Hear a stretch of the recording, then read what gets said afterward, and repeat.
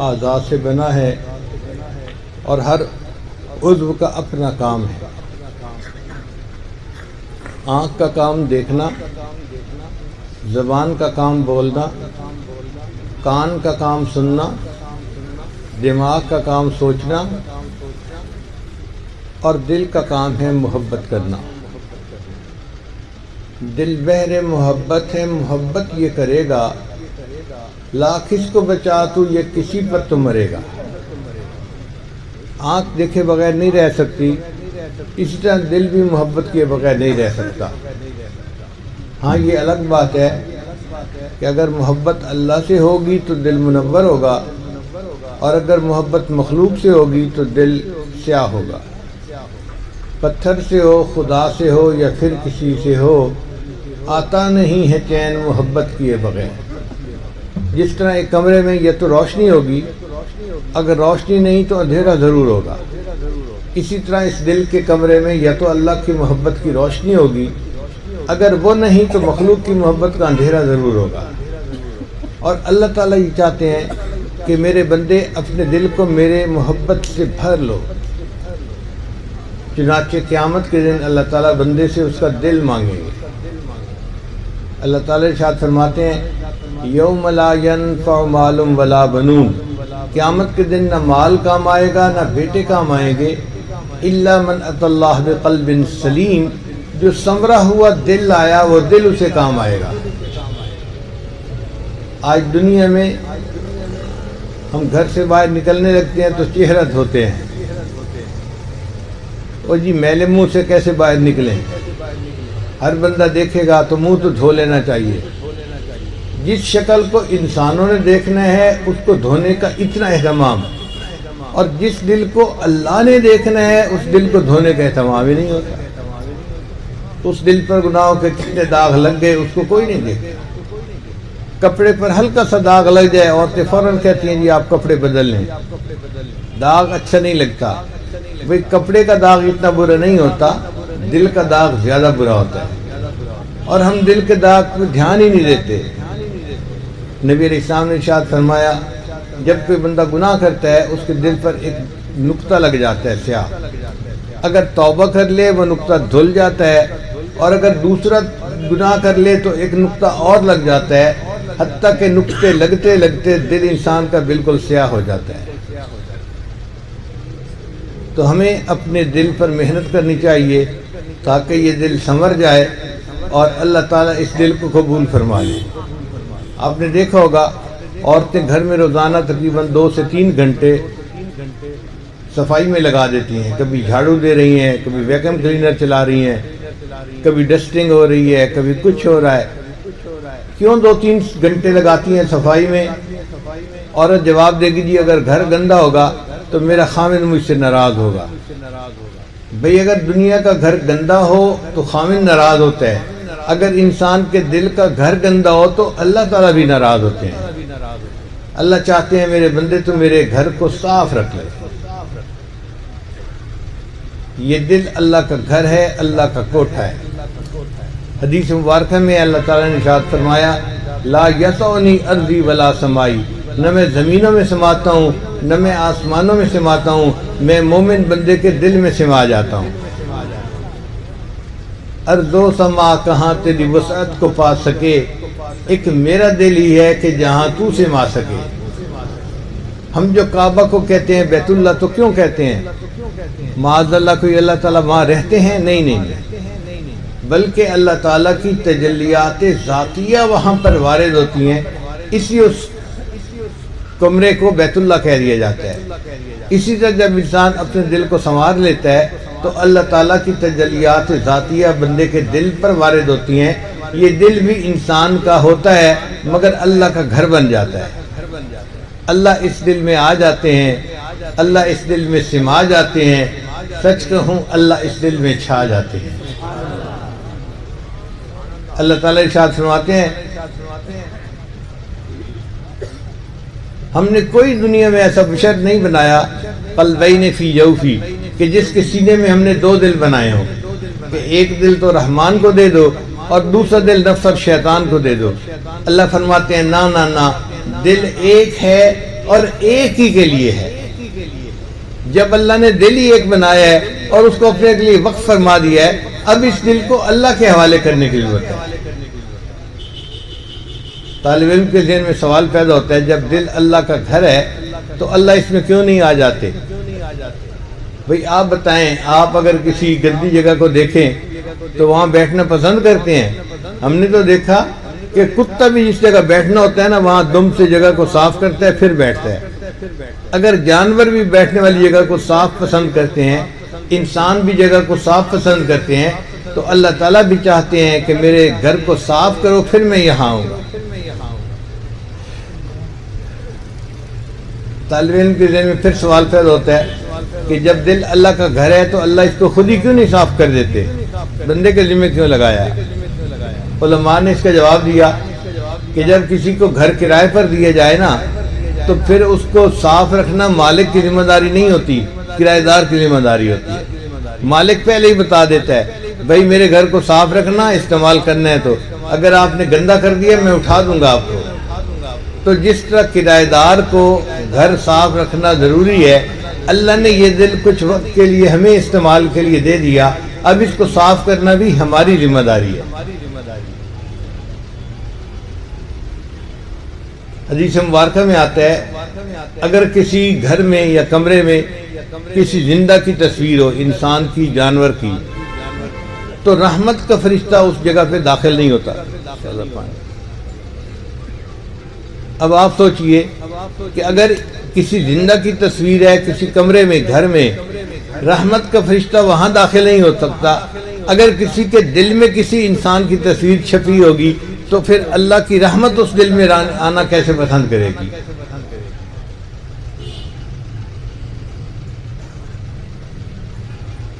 اس لیے اللہ تعالیٰ بھی چاہتے ہیں کہ میرے بندے تو اپنے دل کو صاف کر دے، جب تو نے صاف کر لیا تو میں اس کو نور سے بھر دوں گا۔ آپ کسی کے پاس دودھ لینے کے لیے جاتے ہیں مگر برتن میلا ہوتا ہے، گندا ہوتا ہے، تو دودھ دینے والا دودھ نہیں ڈالتا، وہ کہتا ہے بھئی برتن صاف لے کے آؤ۔ اگر گندے برتن کے اندر ایک بندہ دودھ ڈالنا پسند نہیں کرتا، اللہ تعالیٰ بھی گندے دلوں کے اندر اپنے نور کو ڈالنا پسند نہیں فرماتے۔ اللہ بھی کہتے ہیں میرے بندے برتن کو صاف کر دے، پھر میں بھی اسے کو نور سے بھر دوں گا۔ اب اس برتن کو ہمیں صاف کرنا ہے، کیسے صاف کریں؟ اللہ کے ذکر سے۔ اللہ کے ذکر سے انسان کا دل صاف ہوتا ہے، دل کے اندر جو دنیا کی محبتیں ہوتی ہیں سب ختم ہو جاتی ہیں۔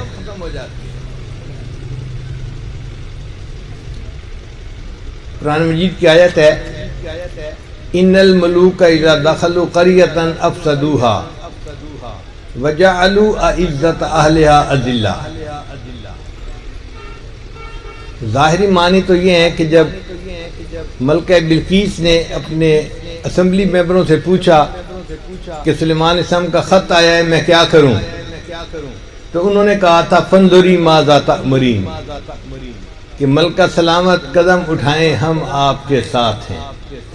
یہ پرانا دستور چلا آ رہا ہے، شروع سے لوگ یہی کہتے آئے ہیں ساتھ والے، مگر وہ عورت سمجھدار تھی، اس نے کہا نہیں، جب بادشاہ کسی بستی میں داخل ہوتے ہیں فساد مچا دیتے ہیں اور وہاں کے جو معزز ہوتے ہیں ان کو نکال کے اس بستی سے ذلیل کر دیا کرتے ہیں۔ یہ تو ہیں اس آیت کے ظاہری معنی۔ حضرت اقدس تھانوی رحمۃ اللہ فرماتے ہیں کہ اس آیت میں بہترین تمثیل موجود ہے۔ تمثیل کا کیا معنی؟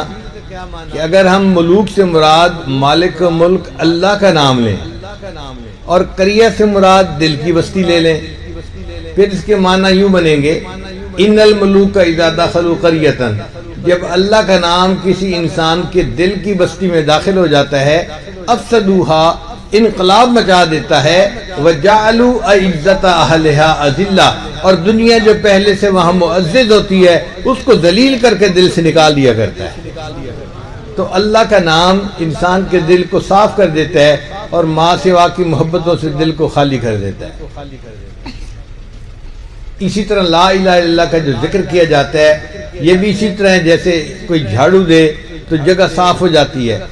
یہ لا الہ الا اللہ کا ذکر ایک جھاڑو کی مانند ہے جو انسان کے دل کو صاف کر دیتا ہے۔ ہم اپنے دل کو صاف کریں، پھر اللہ تعالیٰ سے دعا مانگیں، ہر تمنا دل سے رخصت ہو گئی، اب تو آجا، اب تو خلوت ہو گئی۔ اور یہ کام ہمیں کرنا پڑے گا، کوئی اور نہیں کرے گا۔ اور اگر ہم اس میں سستی کریں گے تو یہ دل کی ظلمت بڑھ جاتی ہے، حتیٰ کہ انسان کا دل سخت ہو جاتا ہے۔ قرآن مجید میں اللہ تعالیٰ بنی اسرائیل کے بارے میں فرماتے ہیں فَطَالَ عَلَيْهِمُ الْأَمَدُ فَقَسَتْ قُلُوبُهُمْ، ان پر ایک طویل مدت غفلت کی گزر گئی، اس کا نتیجہ یہ نکلا کہ اللہ نے ان کے دل کو سخت کر دیا۔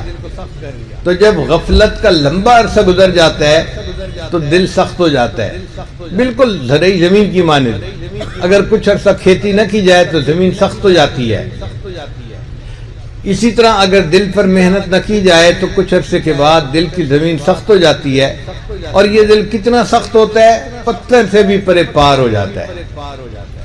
اللہ تعالیٰ ارشاد فرماتے ہیں بنی اسرائیل کو ثم قست قلوبکم من بعد ذلک، پھر اس کے بعد تمہارے دل سخت ہو گئے، فہی کالحجارہ، پتھروں کی مانند ہو گئے، او اشد قسوہ، بلکہ پتھروں سے بھی زیادہ سخت ہو گئے۔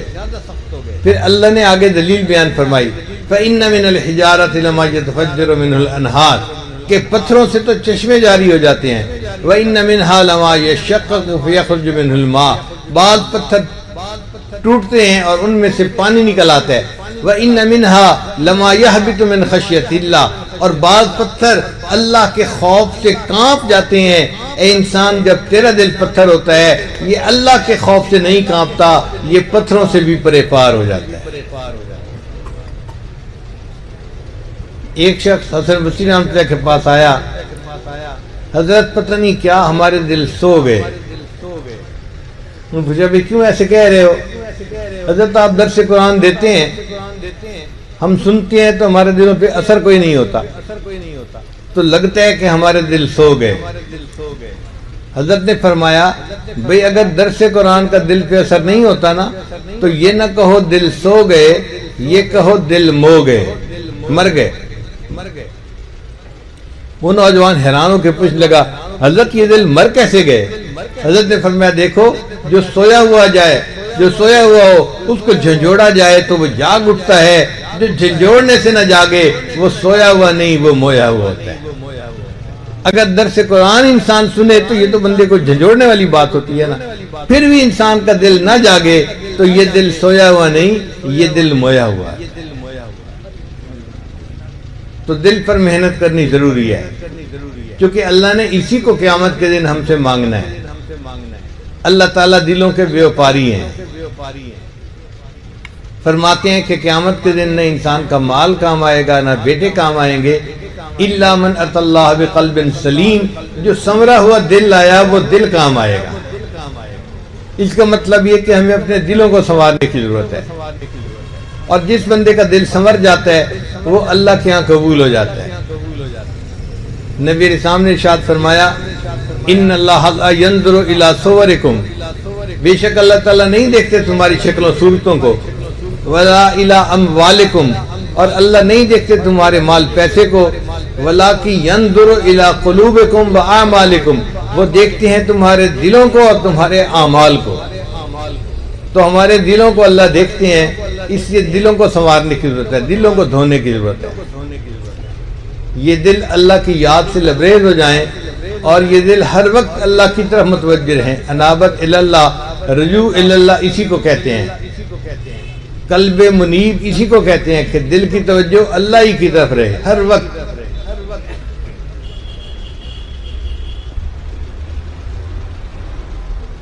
اللہ تعالیٰ قرآن مجید میں ارشاد فرماتے ہیں ان اللہ اشتری من المؤمنین انفسهم واموالهم بان لهم الجنہ، اللہ نے مومنوں سے ان کے جان اور مال کو جنت کے بدلے میں خرید لیا ہے۔ مفسرین نے یہاں علمی نکتے لکھے ہیں، وہ فرماتے ہیں کہ اللہ نے یہ نہیں کہا کہ میں نے جنت کو بیچ دیا ہے جان اور مال کے بدلے، اس لیے کہ بیچتا ہے انسان اپنی چیز کو دو وجوہات سے، یا تو حاجت ضرورت ہوتی ہے تو چیز بیچ کے پوری کر لیتا ہے، وہ جی قرضہ دینا ہے چلو گاڑی بیچ دیتے ہیں، اور جی بندہ لینے والا پیسے تنگ کر رہا ہے چلو مکان بیچ دیتے ہیں۔ تو انسان اپنی چیز کو بیچ کر اپنی حاجت کو پوری کر لیتا ہے، یا پھر زیادہ فائدے کی توقع ہوتی ہے تو چیز کو بیچتا ہے۔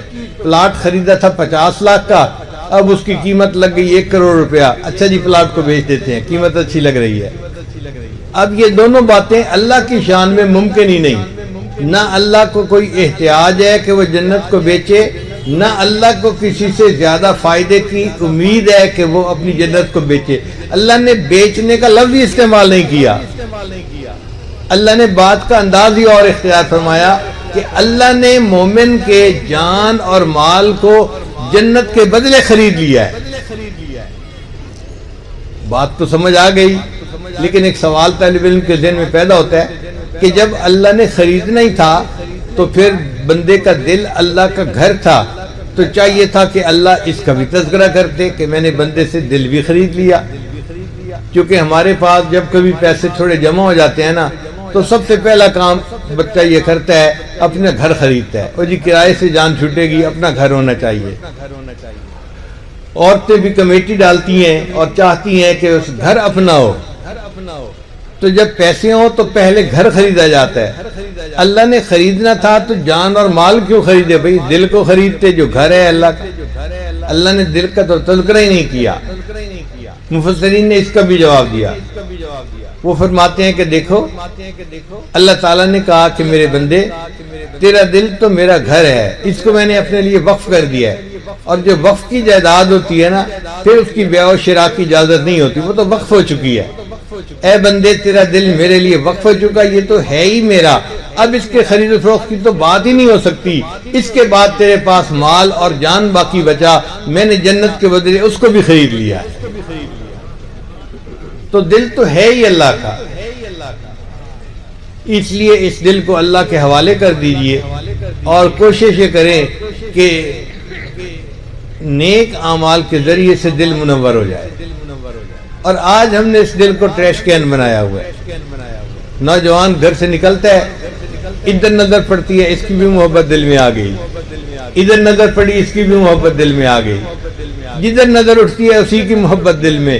یہ دل ہے یہ ٹریش کین ہے۔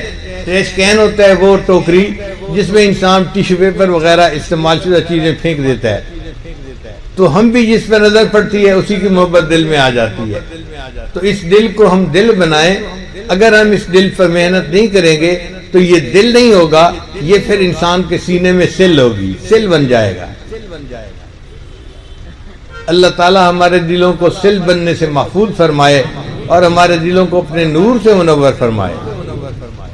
نبی علیہ السلام نے ارشاد فرمایا ان فی الجسد بنی آدم لمضغہ، کہ بنی آدم کے جسم میں گوشت کا ایک لوتھڑا ہے، اذا فسدت فسد الجسد کلہ، جب وہ بگڑتا ہے تو پورے جسم کے اعمال بگڑ جاتے ہیں، اور جب وہ سنورتا ہے تو پورے جسم کے اعمال سنور جاتے ہیں۔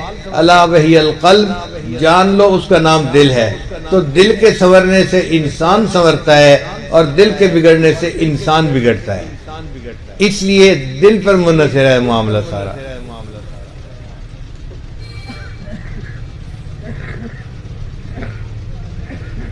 ایک ہوتی ہے انسان کی بصارت، وہ ہوتی ہے آنکھوں کی بینائی، ایک ہوتی ہے انسان کی بصیرت، وہ ہوتی ہے دل کی بینائی۔ اگر انسان گناہ کرتا رہے تو اندھا ہو جاتا ہے، جس طرح انسان کی آنکھیں اندھی ہو جاتی ہیں۔ اب آنکھیں اندھی ہو تو راستہ نظر نہیں آتا، تو جس کا دل اندھا ہوتا ہے اس کو بھی ہدایت کا راستہ نظر نہیں آتا۔ اور اصلی اندھا پن دل کا اندھا پن ہے۔ اللہ تعالیٰ نے نوح علیہ السلام کی قوم کے بارے میں قرآن مجید میں فرمایا انہم کانوا قوما عمین، اندھی قوم تھی۔ اب اندھی قوم سے کیا مراد؟ ساری ان آنکھوں سے نابینا تھی؟ نہیں، آنکھوں سے بینا تھی، دل کی نابینا تھی، اس لیے اللہ نے ان کو کہا کہ وہ تو اندھی قوم تھی۔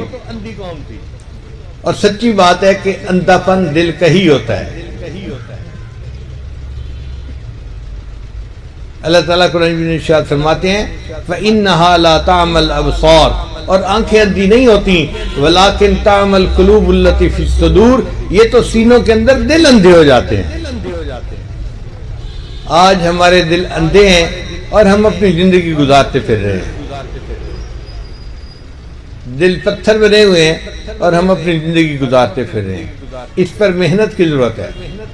جب محنت کریں گے تو اس دل میں اللہ کی محبت آئے گی، پھر اللہ اس کو محبت کی نظر سے دیکھیں گے۔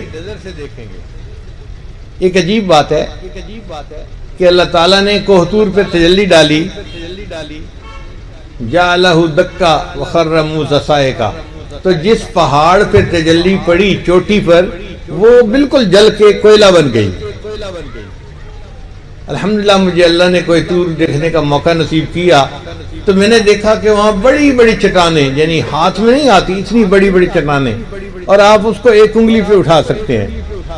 جیسے جلے ہوئے کوئلے کا وزن نہیں ہوتا، ان چٹانوں کا جلنے کے بعد وزن ہی ختم ہو گیا ہے۔ ایک انگلی پہ اس پوری چٹان کو یوں آپ اوپر اٹھا لیں۔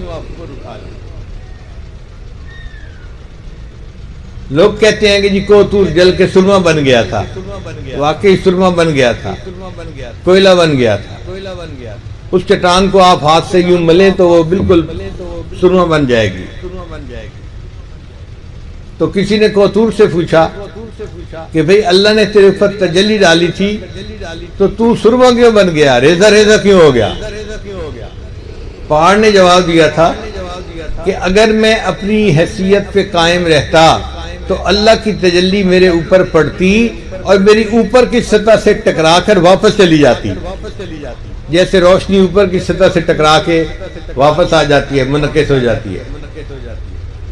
تو جب اللہ نے میری طرف محبت کی نظر سے دیکھا، تجلی ڈالی، تو میں نے سوچا میری قسمت جاگی، میں ریزہ ریزہ بن جاتا ہوں، اب اس تجلی کو میرے ایک ایک ذرے میں ملنے کا موقع مل جائے گا۔ چنانچہ ہر ہر ذرے کو اللہ کی تجلی پانے کا موقع مل گیا، اس لیے کوہ طور جو ہے وہ ریزہ ریزہ ہو گیا تھا۔ مگر عجیب بات ہے کہ اللہ کی تجلی پڑی، کوہ طور ریزہ ریزہ ہو گیا، اور اللہ کی تجلی بندے کے دل پہ پڑتی ہے اور بندے کا دل ریزہ ریزہ نہیں ہوتا۔ اللہ نے اس دل کو یہ مہارت دی ہے، یہ صلاحیت دی ہے، یہ اللہ کی تجلی کو برداشت کر لیتا ہے۔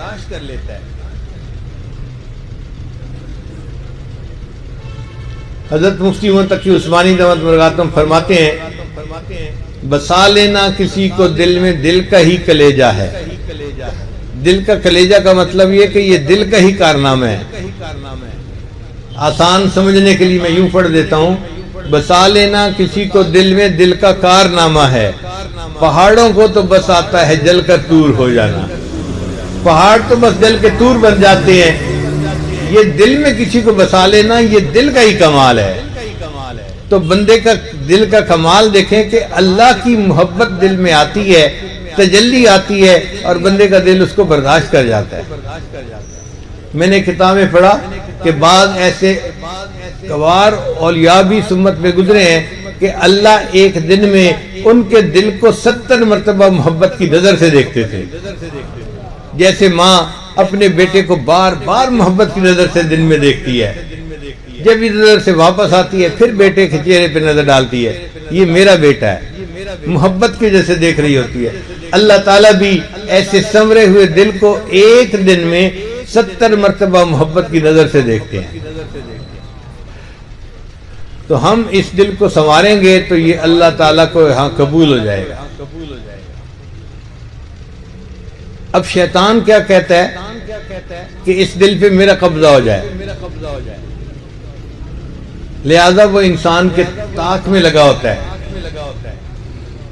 ذرا انسان ادھر ادھر متوجہ ہوتا ہے تو وہ دل کے اندر وسوسے ڈالنے شروع کر دیتا ہے۔ تو اللہ تعالیٰ فرماتے ہیں میرے بندے، جس طرح ابابیل نے میرے گھر کی حفاظت کی تھی ہاتھیوں والے لشکر سے، یہ جو شیطان ہے نا یہ بھی ابرہا ہے، اور یہ اس میرے دل کعبہ پہ قبضہ کرنے کے لیے آتا ہے، تو بھی ابابیل کی طرح اس کے اوپر ایسی کنکریاں پھینک کہ اس کا بھوسا نکال کے رکھ دے۔ اللہ ہمارے پاس کنکریاں کہاں ہیں کہ ہم شیطان کا کچومر نکال کے رکھ دیں؟ اللہ فرماتے ہیں میرے بندے تم جو اللہ اللہ کہو گے یا لا الہ الا اللہ کی تسبیح پڑھو گے یہ ابابیل کی کنکریوں کی مانند بن جائے گی اور اس شیطان کا کچومر نکال کے رکھ دے گی۔ ہم نے اپنے دل پر اس ابرہہ کو قبضہ نہیں کرنے دینا، یہ دل میں ٹھان لیجئے اور اللہ اللہ کا ذکر کر کے لا الہ الا اللہ کا ذکر کر کے اس اللہ کے دل گھر کی حفاظت کر لیجئے، پھر دیکھیے اللہ تعالیٰ کتنے خوش ہوتے ہیں۔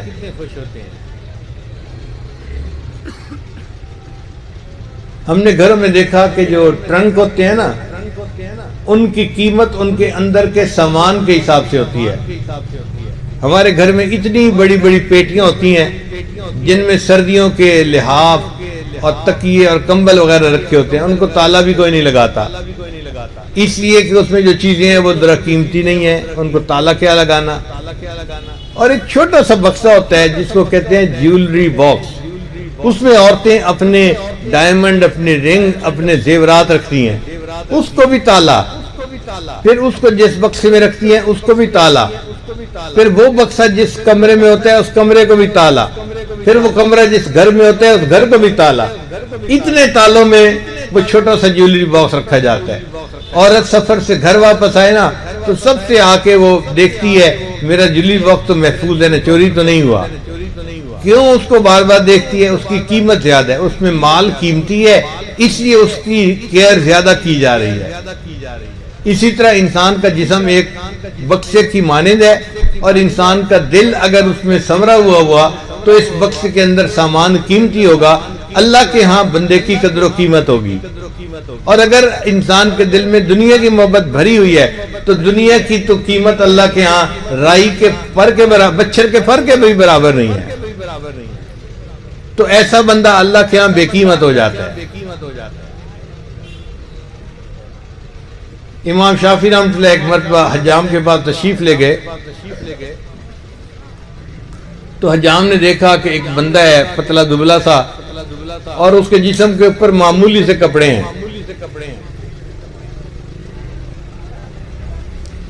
اتنے میں ایک نواب آ گیا بال کٹوانے کے لیے، تو حجام نے امام شافعی کے بال کاٹنے کی بجائے اس نواب کو پہلے بٹھا لیا۔ اس کو پتا تھا کہ یہ مجھے 2-4 درہم دے دے گا اور یہ فقیر بندہ تو کچھ بھی نہیں دے سکے گا، تو اس نے اس نواب کو بٹھا لیا۔ امام شافعی رحمۃ اللہ بال کٹوائے بغیر وہاں سے واپس آنے لگے تو انہوں نے اپنے خادم سے پوچھا بھئی تیرے پاس کچھ پیسے ہیں؟ تو اس نے کہا حضرت میرے پاس 300 درہم ہے۔ امام شافعی رحمۃ اللہ نے فرمایا یہ 300 درہم حجام کو ویسے ہی دے دو، یہ مال کا طلبگار تھا، میں پہلے آیا تھا، مجھے پہلے اس کو بٹھانا چاہیے تھا، مال کی طلب میں اس نے اس نواب کو پہلے بٹھایا، یہ مال کا طلبگار ہے، 2-3 ریال کی خاطر اس نے ایسا کیا، تو 300 ریال اس کو ویسے ہی دے دے۔ پھر وہاں سے جب چلے تو انہوں نے شعر پڑھے علیہ ثیاب لا یباع جمیعا، کہ میرے اوپر ایسے کپڑے ہیں اگر ان کپڑوں کو کوئی بندہ بیچے تو یہ سارے کپڑے مل کے ایک فلوس کے بدلے کوئی نہیں خریدے گا، 1 درہم کے بدلے کوئی نہیں خریدے گا، لیکن ان کپڑوں کے اندر ایک جان ہے، وہ اللہ کے ہاں اتنی قیمتی ہے ساری دنیا کے خزانے مل جائیں اس جان کی قیمت ادا نہیں کر سکتے۔ اور یہی بات حضرت شاہ ولی احمد دہلوی رحمۃ اللہ نے ایک مرتبہ دہلی کی جامع مسجد میں جمعے کے خطبے میں کہی تھی، او مغل بادشاہو تمہارے خزانے ہیرے جواہرات سے اور کن کن قیمتی پتھروں سے اور سونے چاندی سے بھرے پڑے ہیں، لیکن ولی اللہ کے سینے میں ایک دل ہے، تم ساری دنیا کے خزانے اکٹھے کر کے لاؤ تم اس دل کی قیمت ادا نہیں کر سکتے۔ تو جب یہ دل اللہ کی محبت سے بھر جاتا ہے تو اللہ کے ہاں قیمتی بن جاتا ہے، پھر ساری دنیا کے خزانے بھی اس کی قیمت ادا نہیں کر سکتے۔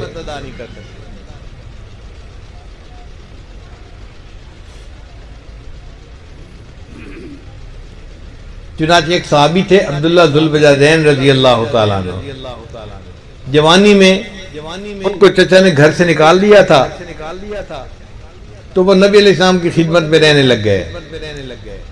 ان کے دل میں اللہ کی بہت محبت تھی، چونکہ انہوں نے سب کچھ چھوڑ دیا تھا اللہ کے لیے۔ ایک مرتبہ سفر میں ان کی وفات ہو گئی، تو نبی علیہ السلام نے صحابہ سے کہا کہ ان کو نہلا دو اور میں آ کے اس کی جنازہ پڑھاؤں گا اور اس کو قبر میں دفن کروں گا۔ چنانچہ وہ بیمار تھے تو نبی علیہ السلام ان کی عیادت کے لیے گئے۔ ابو بکر عمر ساتھ تھے۔ جب نبی علیہ السلام گئے تو عبداللہ رضی اللہ عنہ لیٹے ہوئے تھے، تو نبی علیہ السلام نے ان کے سر کے نیچے سے تکیہ اٹھایا اور ان کے سر کو اپنی مبارک گود میں رکھ لیا۔ یہ وہ خوش نصیب صحابی ہیں کہ جن کی وفات اس عالم میں ہوئی کہ ان کا سر نبی علیہ السلام کی مبارک گود میں تھا اور ان کی نگاہیں محبوب کے چہرے پر پڑ رہی تھی، اور اس حال میں ان کی روح کو قبض کیا گیا۔ آقا تیری معراج کہ تو لوح و قلم تک پہنچا، تیری معراج کہ تو لوح و قلم تک پہنچا، میری معراج کہ میں تیرے قدم تک پہنچا۔ کیا اللہ نے ان کو معراج عطا فرمائی تھی کہ ایسی شاندار موت عطا فرمائی۔ پھر نبی علیہ السلام نے صحابہ کرام کو اپنی چادر عطا فرمائی، فرمایا کہ عبداللہ کو نہلا دو اور اس کو اس میری چادر کے اندر کفن دینا۔ خوش قسمتی کی انتہا دیکھیے کہ اللہ کے محبوب نے اپنی چادر عطا فرمائی ان کے کفن کے لیے۔ جس بدن کو چچا نے ننگا کر دیا تھا کہ تم مسلمان ہو گئے ہو، میرے کپڑے اتارو اور نکل جاؤ یہاں سے، اللہ نے کہا اب اس بدن کو میں اپنے محبوب کی چادر سے ڈھانپ لوں گا۔ چنانچہ جب قبر میں دفن کرنے کا وقت تھا تو دستور یہ ہے کہ جو میت کا قریبی ہو رشتہ دار وہ قبر میں اترے اور اس کو قبر میں رکھے میت کو۔ اب ان کا تو کوئی رشتہ دار تھا نہیں، چنانچہ نبی علیہ السلام نے فرمایا کہ ان کی قبر کو میت میں رکھنے کے لیے میں قبر میں اتروں گا۔ اللہ کے محبوب ہم قبر کے اندر اترے اور آپ صلی اللہ علیہ وسلم نے ان کی میت کو اپنے دونوں ہاتھوں میں لیا اور اپنی امانت کو زمین کے سپرد کر دیا، اور ان کی میت کو قبر میں رکھتے ہوئے نبی علیہ السلام نے ان کو ایک دعا دی۔ اس دعا کو سن کر عمر لانو وجد میں آ گئے۔ فرمایا کرتے تھے کہ اس لمحے میرے دل میں تڑپ پیدا ہوئی، کاش عبداللہ کی بجائے عمر الخطاب کا کی میت ہوتی۔ تو صحابہ نے پوچھا امیر المومنین آخر نبی علیہ السلام نے کیا الفاظ کہے تھے؟ تو بتایا کہ نبی علیہ السلام نے ان کی میت کو قبر میں رکھتے ہوئے یہ کہا تھا، اے اللہ میں عبداللہ سے راضی ہوں، تو بھی عبداللہ سے راضی ہو جانا۔ اے اللہ میں عبداللہ سے راضی ہوں، تو بھی عبداللہ سے راضی ہو جانا۔ تو جب انسان دل سنوارتا ہے تو اللہ کے محبوب بھی راضی اور اللہ تعالیٰ بھی اس بندے سے راضی ہو جاتے ہیں۔ اب ذکر کی کثرت سے اس دل کو ہمیں سنوارنا ہے۔ بیعت ہونے کا اصل مقصد یہی ہوتا ہے کہ انسان ذکر سیکھے، روزانہ مراقبہ کرے، تسبیحات کرے تاکہ دل منور ہو جائے۔ پھر دل میں جب اللہ کی محبت آتی ہے تو انسان پھر نیکی کرتا ہے، شوق کے ساتھ نیکی کرتا ہے۔ آپ دیکھیں جن کا دل کہیں اٹکا ہوتا ہے نا، وہ دن میں ایک دفعہ نہیں پتہ نہیں کتنی مرتبہ فون پہ ایک دوسرے سے رابطہ کرتے ہیں۔ اسی طرح جس کا دل اللہ کے ساتھ اٹک جاتا ہے پھر اس کا دل چاہتا ہے میں نماز پڑھوں اور اللہ کے ساتھ میں ملاقات کروں۔ یہ نماز اللہ تعالیٰ سے ملاقات کا ایک بہانہ بن جاتی ہے۔ حدیث پاک میں آتا ہے کہ وہ بندہ قرآن مجید پڑھتا ہے الحمدللہ رب العالمین، اللہ تعالیٰ فرماتے حمدنی عبدی، میرے بندے نے میری حمد بیان کی۔ پھر وہ بندہ اگلی آیت پڑھتا ہے، اللہ اس کا جواب دیتے ہیں۔ ایک ایک آیت بندہ پڑھتا جاتا ہے، اللہ ایک ایک آیت کا جواب دیتے جاتے ہیں۔ جیسے ٹیلی فون پہ کمیونیکیشن ہو رہی ہوتی ہے نا، ایک بندہ بات کرتا ہے دوسرا جواب دیتا ہے پھر بات کرتا ہے، تو یوں سمجھیں کہ یہ قرآن مجید اللہ رب العزت کے ساتھ ہم کلامی ہوتی ہے بندے کی۔ اور نماز کی حالت میں اللہ تعالیٰ بندے کے سامنے تجلی فرماتے ہیں۔ چنانچہ اگر دل صاف ہو تو دل کی آنکھوں سے انسان اس تجلی کو دیکھ سکتا ہے، یہ ظاہر کی آنکھوں سے نہیں دیکھ سکتا، دل کی آنکھیں دیکھتی ہیں، بصیرت سے دیکھتا ہے، بصارت نہیں اس کو دیکھ سکتی۔ اب ہمارے دل چونکہ اندھے ہیں، ہمیں نماز میں کچھ نظر ہی نہیں آتا۔ شریعت کہتی ہے ان تعبد اللہ کانک تراہ، اللہ کی عبادت ایسے کرو جیسے تم اللہ کو دیکھتے ہو۔ تو بھائی دیکھنے کی جو ہے وہ دیکھنا پاسبل ہے تو شریعت نے کہا نا کہ ایسے عبادت کرو جیسے تم اللہ کو دیکھتے ہو. مگر کون دیکھے؟ آنکھ والا تیرے جوبن کا تماشا دیکھے، دیدہ ایک اور کو کیا آئے نظر کیا دیکھے. دل اندھا ہوتا ہے وہ اللہ کو کیا دیکھے گا. اس لیے ہمیں نماز کی کیفیت ہی نہیں نصیب ہوتی. پھر جب دل میں اللہ کی محبت ہوتی ہے انسان نماز کو خشوع خضوع کے ساتھ ادا کرتا ہے.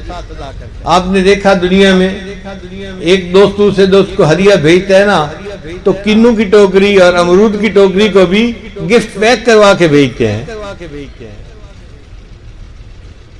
ہدیہ ہے کیا؟ کنوں کی ٹوکری ہے اور اس کو بھی گفٹ پیک کروایا ہوا ہے. کیوں؟ اور جی محبوب کے ہاتھوں میں جائے تو محبوب کو پیکنگ اس کی اچھی ملنی چاہیے.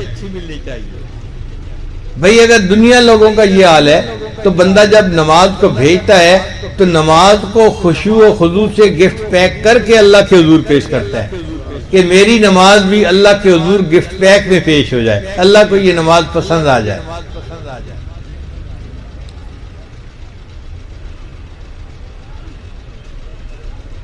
اسی لیے پھر 5 فرض نمازیں پڑھنے سے بندے کے عشق کا جذبہ پورا نہیں ہوتا.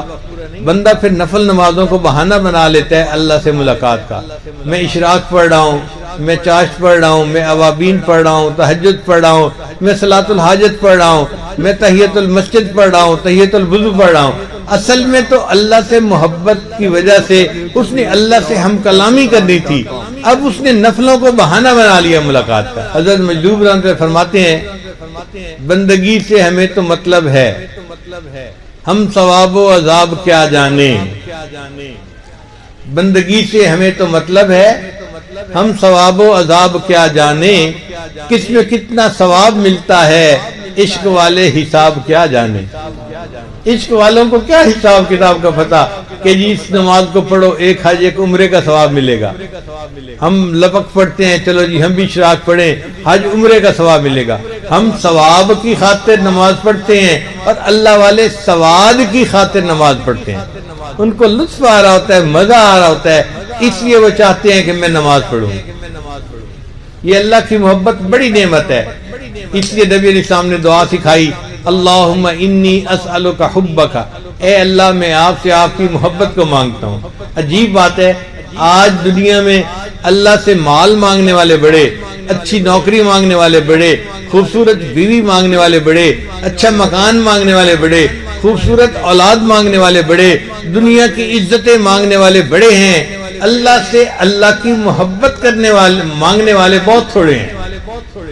آپ نے دیکھا کبھی کسی نوجوان کو کہ رات کے آخری پہر میں اندھیرے میں رو رہا ہو اور اللہ سے مانگ رہا ہو اے اللہ میں آپ سے آپ ہی کو چاہتا ہوں، اے اللہ اپنا تعلق دے دیجئے، اپنی محبت مجھے دے دیجئے، اپنی محبت میرے دل میں اتار دیجئے.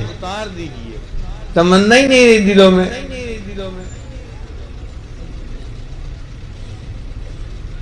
ایک وقت تھا کہ مومن کا سینہ ایسے ہوتا تھا جیسے انگارے اندر رکھے ہوئے، گرم ہوتا تھا. حقیقت خرافات میں کھو گئی، یہ امت روایات میں کھو گئی. لبھاتا ہے دل کو بیان خطیب، مگر لذت شوق سے بے نصیب. وہ صوفی کے تھا خدمت حق میں مرد، محبت میں یکتا امانت میں فرد. عجم کے خیالات میں کھو گیا، وہ سالک مقامات میں کھو گیا. بجھی عشق کی آگ اندھیر ہے، مسلمان نہیں راکھ کا ڈھیر ہے. آج کا مسلمان راکھ کا ڈھیر بن گیا، وہ انگارے سارے بجھ گئے. اللہ کی محبت کی گرمی دل میں نہیں ہوتی، اس لیے صبح کے وقت آنکھ ہی نہیں کھلتی. فجر کی نماز کے لیے مسجد میں آنا مشکل ہے. کئی مرتبہ تو کرائے کی دکان ہوتی ہے جو مسجد کے دروازے کے ساتھ ہوتی ہے اور بندہ نماز قضا کر دیتا ہے، نماز ہی نہیں پڑھتا، اس لیے کہ انگیٹھی جو ٹھنڈی ہے. ورنہ تو یہ سب سے پہلے مسجد میں آتا اللہ کا فرض ادا کرنے کے لیے.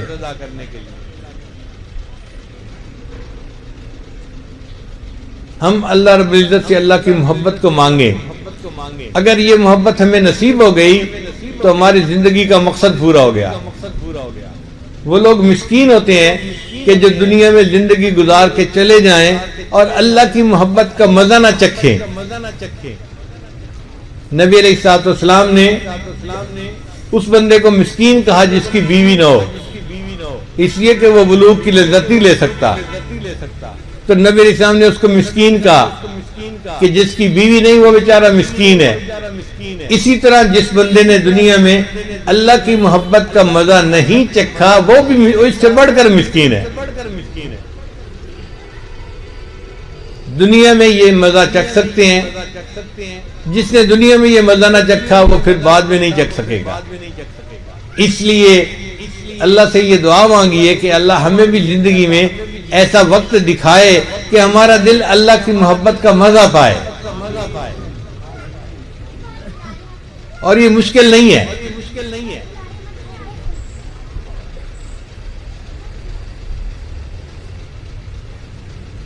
چنانچہ ایک شاعر کا کلام ہے بیدم کا، ذرا توجہ سے سنیے۔ بے خود کیے دیتے ہیں انداز حجابانہ، آ دل میں تجھے رکھ لوں اے جلوہ جانانہ۔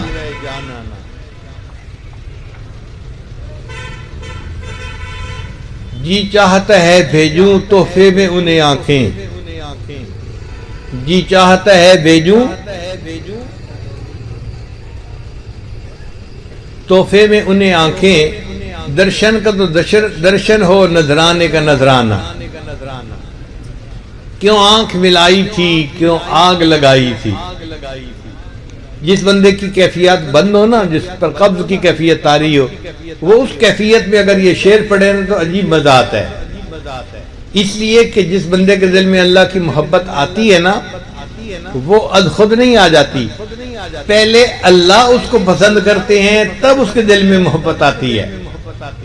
یحبہم ویحبونہ، قرآن مجید نے کہہ دیا پہلے اللہ بندے سے محبت کرتے ہیں پھر بندہ اللہ سے محبت کرنے والا بن جاتا ہے۔ تو اس کا مطلب یہ کہ جس بندے کے دل میں اللہ کی محبت ہو، یہ اس بات کی دلیل ہے کہ اللہ اس سے محبت فرماتے ہیں۔ تو شاعر کہتا ہے کیوں آنکھ ملائی تھی کیوں آگ لگائی تھی، اب رخ کو چھپا بیٹھے کر کے مجھے دیوانہ۔ کیا لطف محشر میں شکوے کیے جاؤں، کیا لطف محشر میں شکوے کیے جاؤں، وہ ہنس کے کہے جائیں دیوانہ ہے دیوانہ۔ اللہ ہمیں بھی ایسی دیوانگی والی اپنی محبت عطا فرمائے۔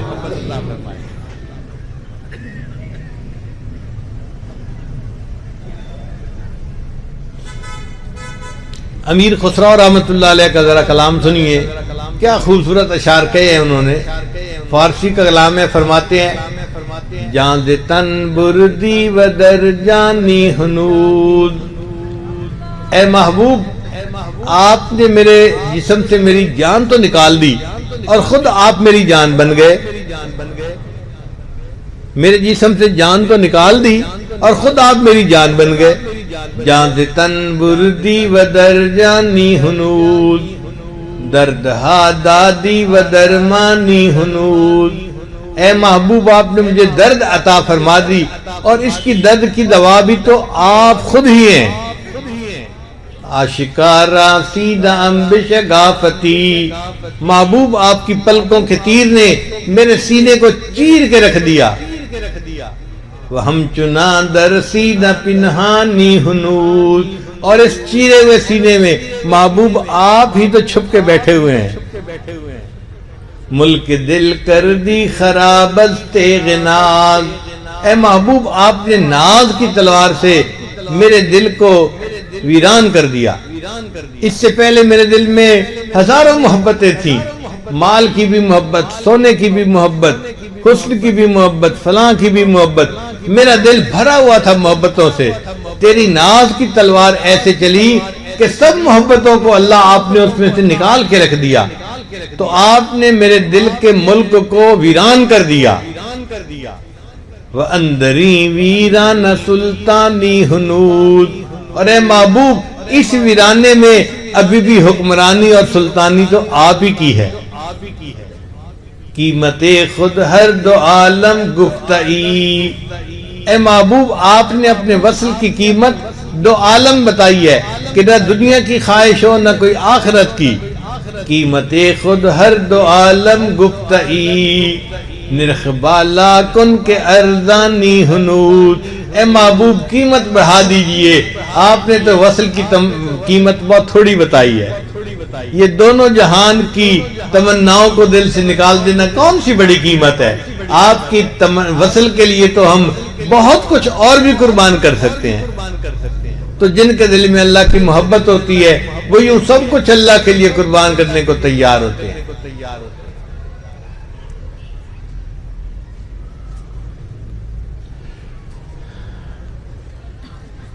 اب کچھ عربی کا بھی اشعار سن لیجئے، چونکہ علماء طلباء کافی ہیں، امید ہے کہ وہ عربی کے ان اشعار کو زیادہ سمجھیں گے اور انجوائے کریں گے۔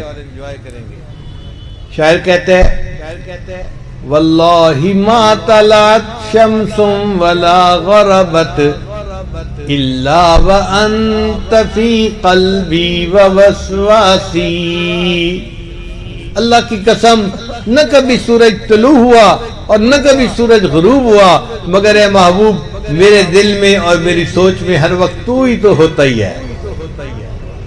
واللہ ما طلعت شمس ولا غربت الا وانت فی قلبی ووسواسی، ولا جلست الى قوم احدثهم الا وانت حدیثی بین جلاسی، اور اللہ کی قسم میں کبھی دوستوں کی مجلس میں جا کر نہیں بیٹھا مگر ان دوستوں کی مجلس میں اے محبوب میں آپ بھی کے تو بیٹھ کے تذکرے کر رہا ہوتا ہوں۔ ولا ذکرتک محزونا ولا طربا الا وحبک مقرون بانفاسی، ارے محبوب میں نے کبھی خوشی میں یا غم کے حال میں آپ کو یاد نہیں کیا مگر میری سانسوں میں تیری محبت ہی تو لپٹی ہوئی ہوتی ہے۔ ولا ہممت بشرب الماء من عطش الا رأیت خیالا منک فی الکأس، اور محبوب پیاس کی شدت کے عالم میں نے کبھی پیالے سے پانی کو نہیں پیا مگر اس پیالے کے اندر میں تیری تصویر ہی کو تو ڈھونڈ رہا ہوتا ہوں۔ کیا محبت ہوگی اس کے دل میں جو کہتا ہے کہ میں پیاس کی شدت میں جب پانی پیتا ہوں تو پیالے کے پانی میں محبوب آپ کی تصویر کو تلاش کر رہا ہوتا ہوں۔ اللہ ہمیں بھی اپنی ایسی سچی محبت عطا فرما دے۔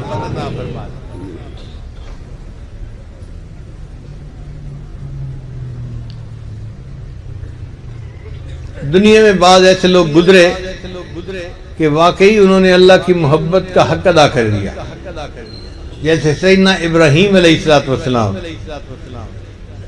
اللہ ان کے بارے میں فرماتے ہیں وَإِبْرَاهِيمَ الَّذِي وَفَّى، اور ابراہیم میرا بڑا وفادار نکلا، اس نے واقعی اللہ سے ایسے محبت کی جیسے کرنی چاہیے تھی، اپنا دل اللہ کو دے دیا۔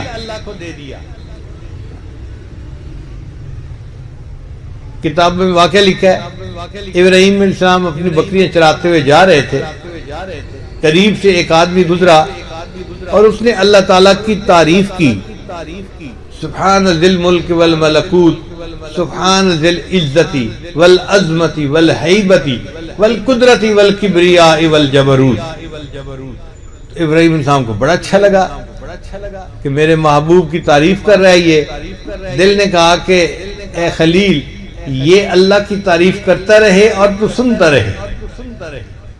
اس کو کہا اے بھائی ذرا ایک مرتبہ یہ الفاظ پھر ریپیٹ کر دینا۔ اس نے کہا جی اس کے بدلے کیا دیں گے؟ فرمایا بھائی آدھا ریوڑ میں تمہیں دے دوں گا۔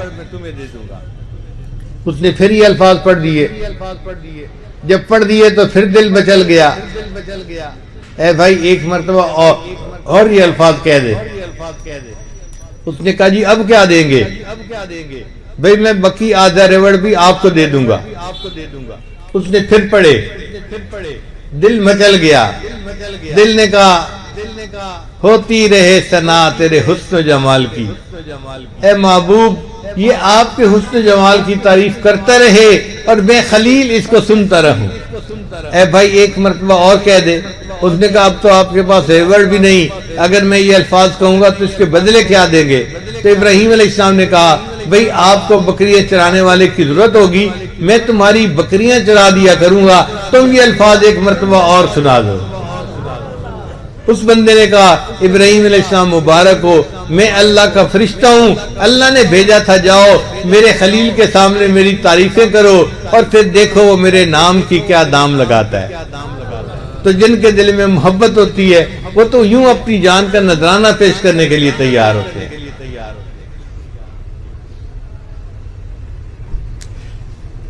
حضرت مولانا رشید احمد گنگوئی رحمۃ اللہ نے کسی کتاب میں لکھا ہے کہ جس بندے نے پوری زندگی میں ایک مرتبہ محبت سے اللہ کا نام لیا، جس بندے نے پوری زندگی میں ایک مرتبہ محبت سے اللہ کا نام لیا، یہ اللہ کا نام جو ایک دفعہ اس نے لیا، یہ عمل کبھی نہ کبھی اس کے لیے جہنم سے نکلنے کا سبب بن جائے گا۔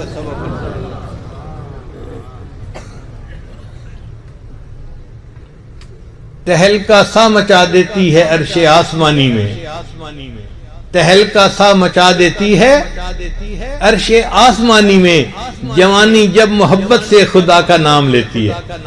جب کوئی نوجوان آدمی محبت سے اللہ کا نام لیتا ہے تو آسمانوں پہ تہلکا مچ جاتا ہے، فرشتے حیران ہوتے ہیں یہ کون بندہ ہے جو اتنی محبت سے اللہ کا نام لے رہا ہے۔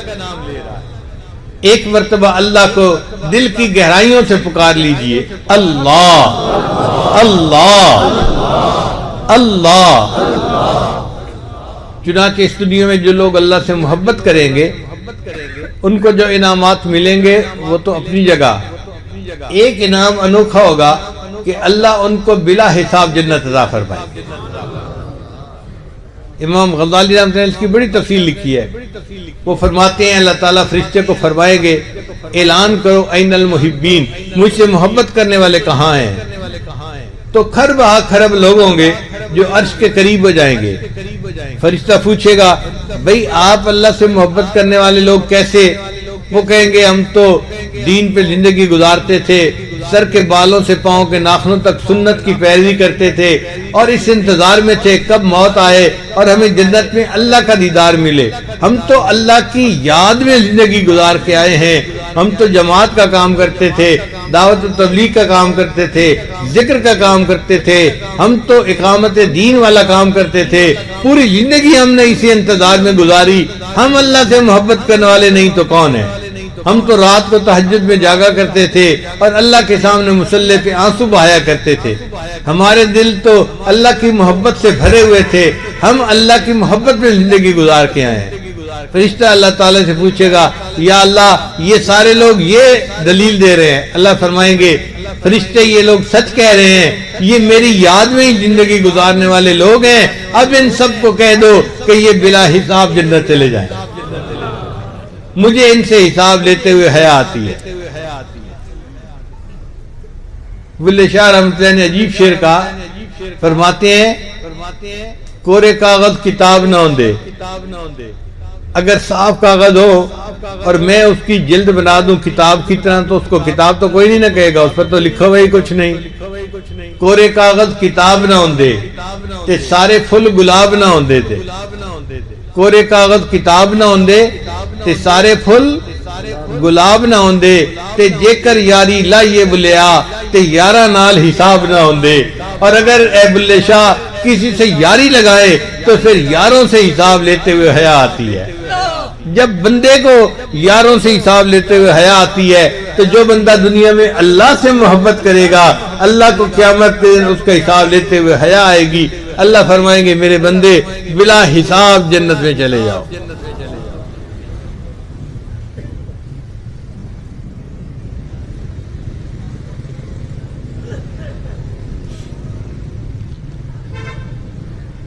آپ کے اس علاقے کے قریب ایک بزرگ گزرے ہیں حضرت خواجہ غلام فرید رحمۃ اللہ علیہ، سرائیکی زبان میں ان کا کلام بہت خوبصورت ہے اور اتنا اللہ کی محبت میں ڈوبا ہوا ہے کہ انسان حیران ہو جاتا ہے۔ وہ فرماتے ہیں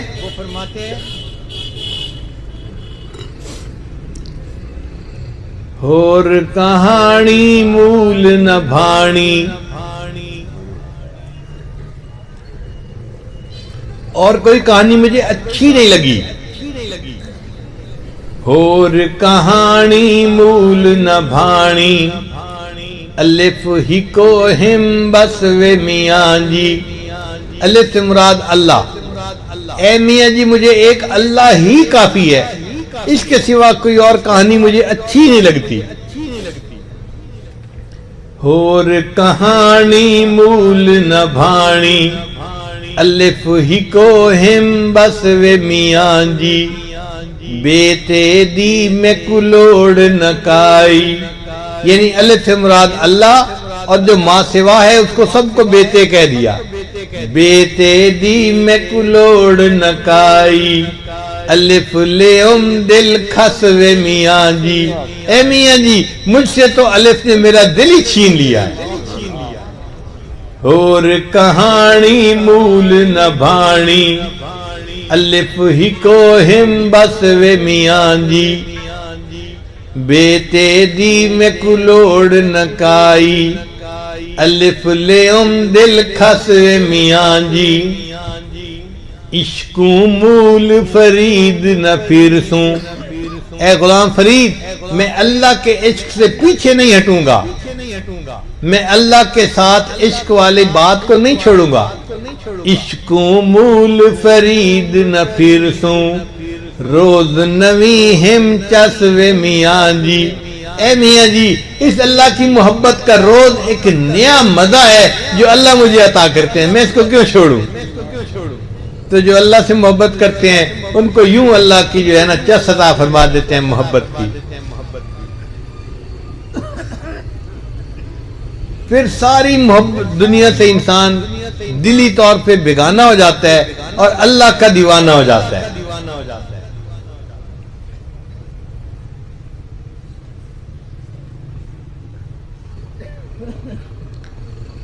پنجابی میں کہتے ہیں چولہے تے دھوم آیا، ایک چنگا تو لگنے دعا پھر بھی تم آیا، کہ ایک تو اے محبوب آپ مجھے پیارے لگتے ہیں، اور اگر پوچھو کہ دوسرے نمبر پر تو محبوب دوسرے نمبر پہ بھی تو ہی مجھے پیارا لگتا ہے۔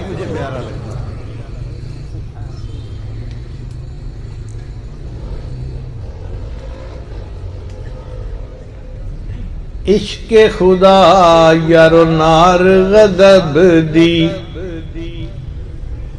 عشق خدا یارو نار غضب دی، تے ویکھو قسمت وچ ونج پئی ہاں تے سڑ بھج گئی ہاں۔ خواجہ غلام فرید رحمۃ اللہ کا کلام۔ عشق خدا یارو نار غضب دی، تے ویکھو قسمت وچ ونج پئی ہاں تے سڑ بھج گئی ہاں، چولا برکا صبر دا میرے ہو گیا تھیاں تھیاں تے چپ کر گئی ہاں، ماں پیو ویر بھی یاد نہ میں کوں تے اتو تانے دیون سیاں تے سیندی رہی ہاں، یعنی اب اللہ کی محبت مجھ پر اتنی غالب آ گئی کہ مجھے اب اپنے رشتہ دار یاد نہیں آتے، ماں پیو ویر بھی یاد نہ میں کوں